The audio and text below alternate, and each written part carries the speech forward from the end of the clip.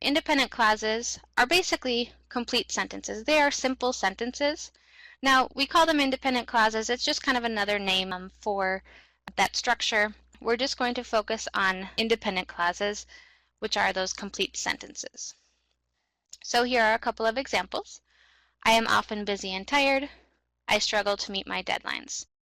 They have a subject, a predicate, meaning a verb and extra information, and a period at the end. They are complete ideas. If we decide that it's appropriate to combine independent clauses, there are a few ways to do it. The first one is to use a semicolon. So in this case, I am often very busy and tired. I struggle to meet my deadlines. Rather than separating them into two separate sentences, I could use a semicolon to show that the ideas are connected into a compound sentence.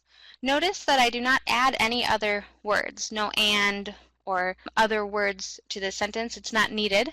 A semicolon is a strong connector, so it doesn't really need any other words or extra information to connect the ideas.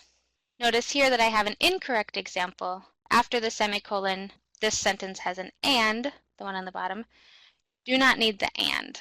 And also just remember that a semicolon should really only be used to connect two sentences or two ideas that are very closely related. It would be inappropriate to use a semicolon to connect two independent clauses that are kind of unrelated, where the meaning is unrelated. Another option is to use a comma and a coordinating conjunction. So coordinating conjunction, that might be a new phrase to some people. I'll explain those as well. So here's my example again. I am often very busy and tired. I struggle to meet my deadlines.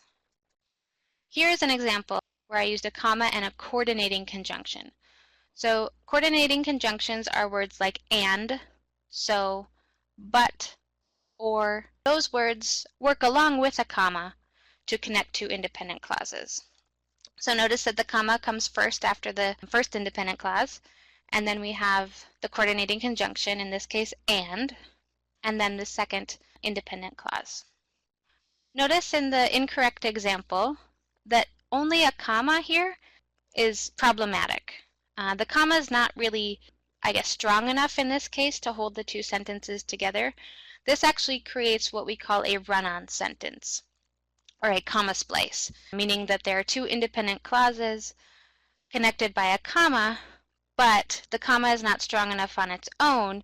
It needs to work along with one of those coordinating conjunctions. So here's kind of the basic formula that you can use when combining compound sentences.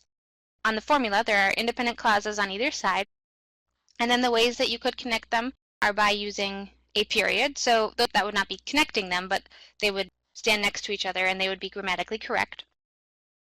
You could use a semicolon, or you could use a comma and a coordinating conjunction, of course choosing the coordinating conjunction that's appropriate to show the relationship between the two ideas. And I have all 7 of the coordinating conjunctions listed here. If you read down the first letter of each word, it spells out fanboys. And that was kind of a little trick that I used to remember them when I learned about them. So if you ever kind of forget what are those 7 words that can function as coordinating conjunctions, think about the acronym FANBOYS, and that might help you remember what they all are.